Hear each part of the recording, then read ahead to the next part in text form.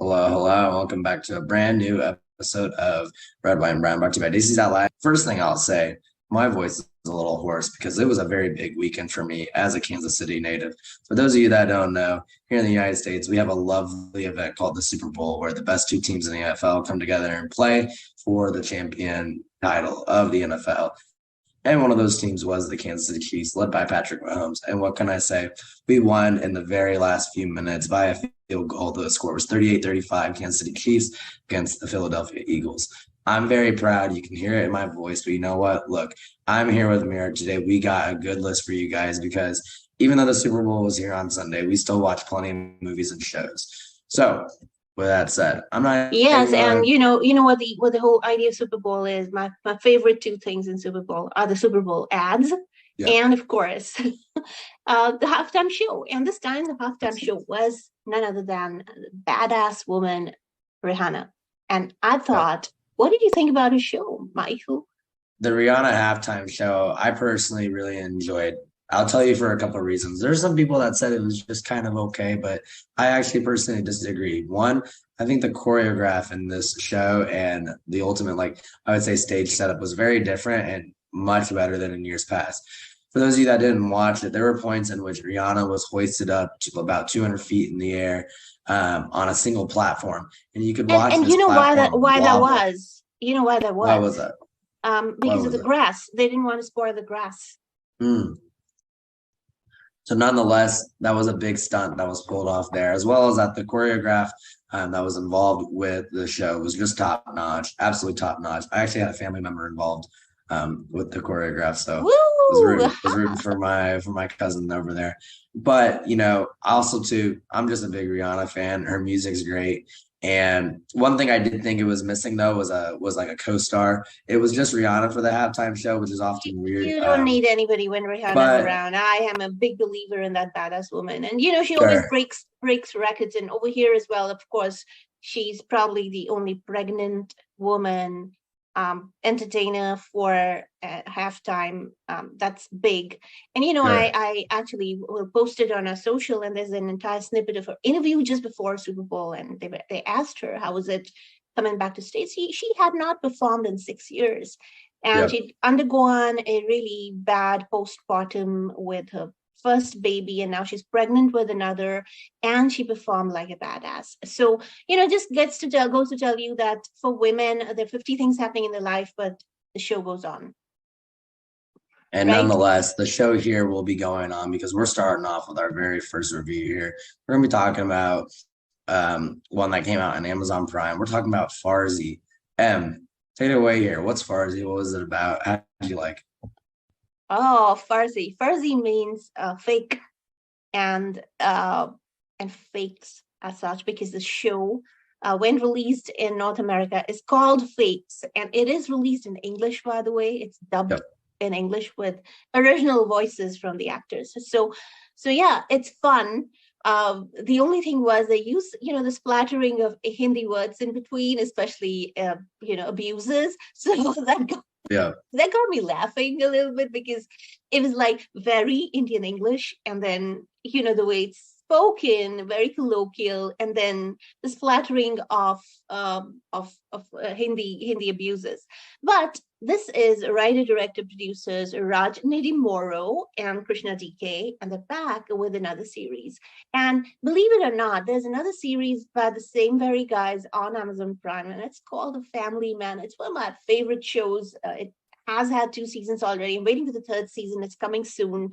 And it has Manoj Bajpayee as a very funny agent. He's a spy, and it's his Sure. story and his family's story. So there are a lot of intersections between the characters in The Family Man and the characters here. I thoroughly enjoyed parts of it. It's a little bit long for 8 episodes of for 50 minutes to an hour or so. And what was really the top notch sale point of this entire series was Shahid Kapoor and his web debut, along with the web debut of South Indian superstar. His name is Vijay Sethupathi. So between Vijay Sethupathi and Shahid Kapoor, this was a multi-starrer. This was big. I thought they had a lot of potential, but let's get to the review. It is a get rich or die plot. Shahid Kapoor is an artist called Sunny, and he creates really good fakes. So he actually creates these fakes and sells them for money, and that's how he earns.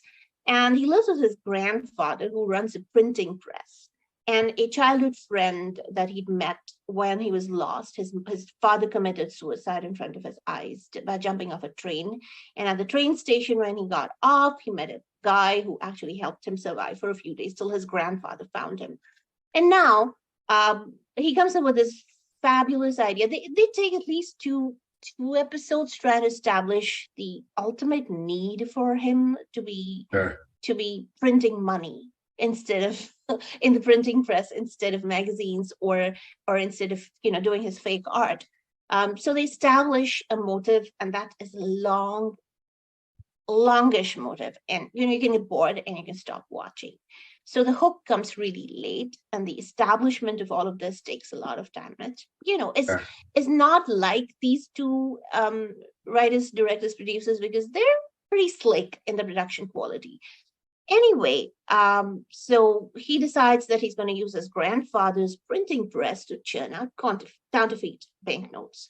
And he's an artist, so his eye is very sharp in actually figuring out stuff.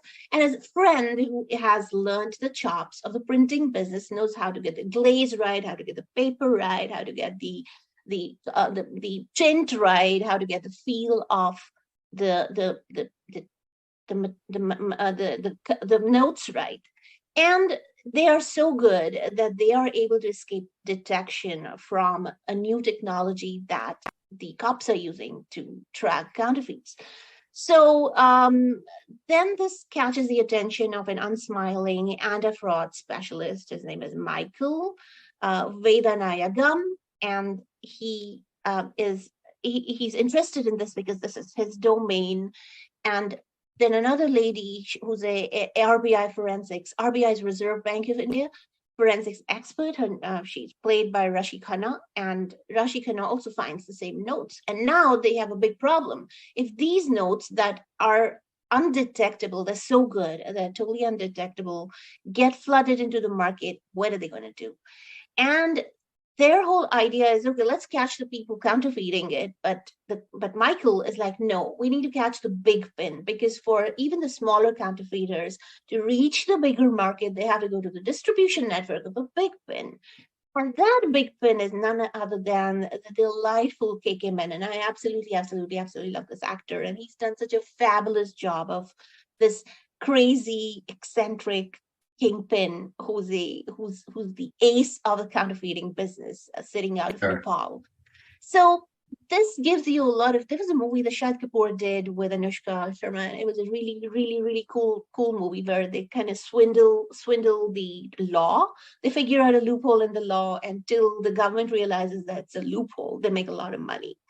So it gives me the same vibes to start off with, but it's not as breezy as that movie was, because that movie was amazing, and this isn't breezy because of the process of dialogues, the process of back and forth between all the characters. And I have to tell you, the actors are phenomenal. However, where we get stuck is the time that it takes to establish itself, and the time for them to establish the motive and the continuation of the motive. It seemed that it was very important for the makers to establish that Sunny is definitely a good guy, but his circumstances are forcing him to do that. And I didn't think that was needed. I mean, nobody's judging him. We are fine with him being a swindler, because we absolutely love the character. So Michael has a frenemy equation with a minister, very excellently played by Zakir Hussain, and then less predictable is his work relationship with Raashii, because they are, they're after the same thing, but the way of working is different. But yeah, it's extremely refreshing to see a woman character in different contexts over the course of this series, with Megha being a different person at home and speaking up at her workplace, and she's dating and she's dealing with cranky landlords, and, she has a lot to do. She's not just a figure over there who's just yeah, there because women needed representation, and I thought that was amazing. The second thing that I really, really liked was Amol Palekar. He's back after a long gap, back on screen, and he plays Sunny's grandfather, and his entire, character is sweet, and he's the main trigger why Sunny gets into all of this, because he needs to they can't give him a shock that his idea of the newspaper isn't working. So ever since Sunny's a kid, he's been literally putting his own pocket money back into his grandfather's coffers, because he thinks his grandfather will be shocked if his idea of bringing revolution to the country doesn't work. So really cute things over there, little things. But then again, as I said, two episodes to establish just what the right paper to do counterfeiting is. That was kind of long. 3 episodes to assemble the task force that actually tracks down counterfeits. You did not need. You could have done all of this in 4 episodes in a mini series, and this would have been a slick series. And too many flashbacks. Again, I hate those going back and forth. And, it just didn't work with me that way. Well, the story, despite being circuitous, and it brings the elements and main characters on speed in the later episodes. The English dubbing, as I said, is very Indian, can become a little confusing for non-Indian speakers because of the accent, as well as, of course, splattering of Hindi words that do not have a relative transliteration. It just leaves the door open for second season, and we keep wondering if they haven't. I don't know what the story in the second season is going to be, because it was super elastic in first season, and we wish that they had concluded in 4 or 5 episodes. But yes, you got 8 episodes of almost an hour each, so enjoy. It's right there. And one thing I will say is, on the topic of movies going back and forth, you'll be seeing a little bit of that here soon. And we just got done reviewing Farzi, which is on Amazon Prime. I highly recommend you go give that a watch. We're going